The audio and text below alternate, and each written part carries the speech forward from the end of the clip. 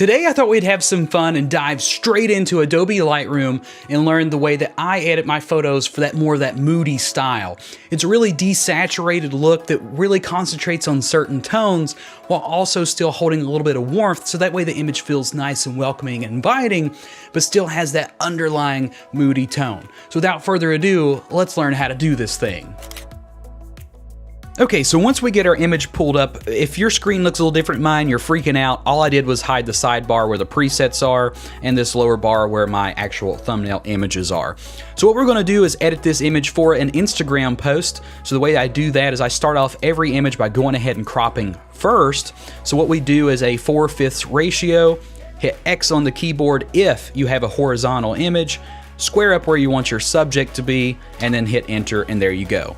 The reason I crop this way is so that way I can concentrate on particularly the parts of the image that I know are going to be seen by the viewers. Everything else really doesn't matter. This is how I want the image to be, this is how I planned it, so this is how this one's going to be edited. So the first thing that we need to do is actually go in and work on the exposure a little bit. So for me to have that really moody look, this is way too bright, so we're going to pull our exposure down.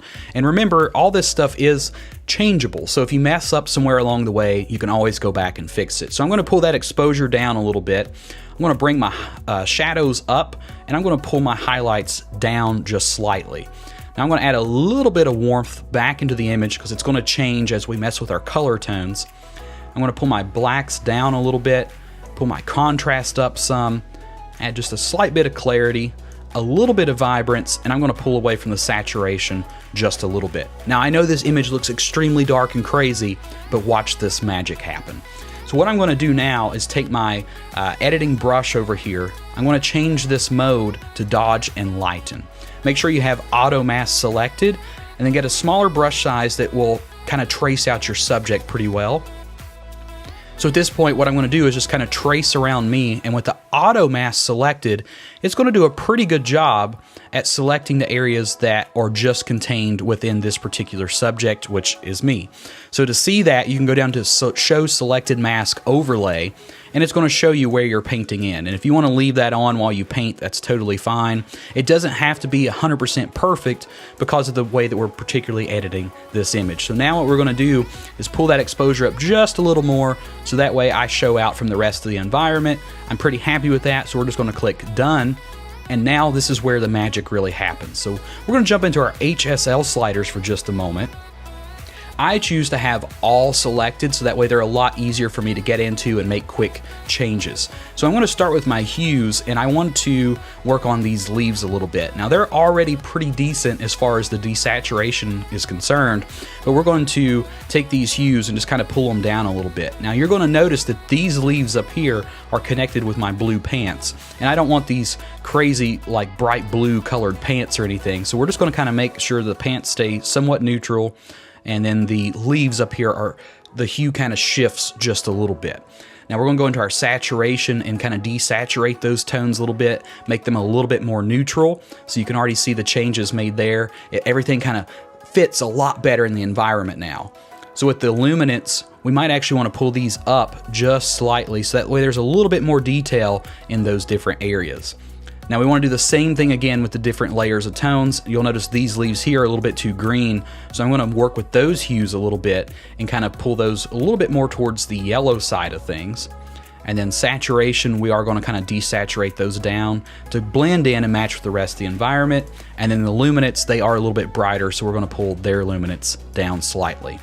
Now we are going to do this a third time, but now we're going to concentrate more on the red, orange, and yellow tones. So we're going to go to these leaves here. And this area, you have to be careful with the skin tones as well. So kind of watch the face, make sure it stays at a pretty nice little tone. What we're doing here is mostly just balancing it out so there's not too much orange or not too much kind of red magenta in it. And I think that looks pretty good. So now in the saturation, we're just going to kind of desaturate a little bit here. Actually, no, we're going to add some saturation back in here since there is some skin tones and we want the skin to look a little bit more lively. So I'm going to pull that up some. And now with the luminance section, what I want to do is kind of pull that up a little bit as well, so that way we can kind of get some more brightness back into that part of the image. So once we get all that done, we're pretty well set. So I'm going to go ahead and quit with the HSL sliders for just a moment, and I want to show you how to really bring this to life before we go in and really fine tune everything. So what you want to do is grab this brush one more time, make sure dodge and lighten is selected. Now this time we're just going to concentrate on more the darker areas of our subject. So we're just going to grab a quick selection of the little darker areas that really matter most. The pants are good, so we're going to skip those, go down and grab the boots here, and then we're going to pull this exposure up just slightly, just like that. And once you're happy with that, go ahead and hit done. And then with our radial filter selected here, we want to switch this to burn and darken. Okay, so all I did was go to the radial filter tool, select burn and darken, and we're going to create a nice little oval around our subject here. And what that's going to do is darken the areas around the subject, but leave the subject at that nice exposure we've already created. So we'll go ahead and pull that up just slightly there. Once we're happy, again, click done, and you can already see how much this image has transformed from what we originally started with to where we're at now. Now for me, I do want to add just a little bit more warmth back into the image. I think it looks a lot better that way. And we'll go down here to detail. We'll add in our sharpening. So I'm going to add in quite a bit of that.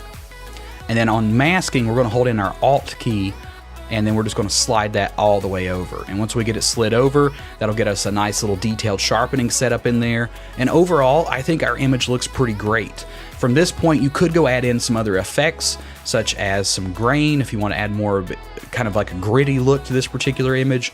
You could pull your vignetting down just a little, so that way these edges darken and kind of draw into the subject even more.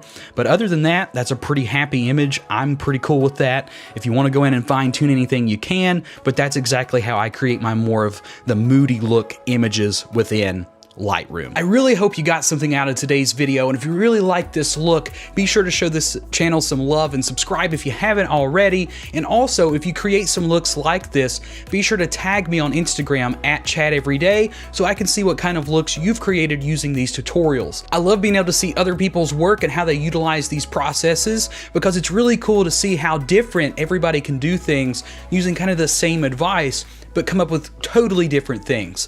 So I guess if there's anything important to take out of today, it's to create something new today.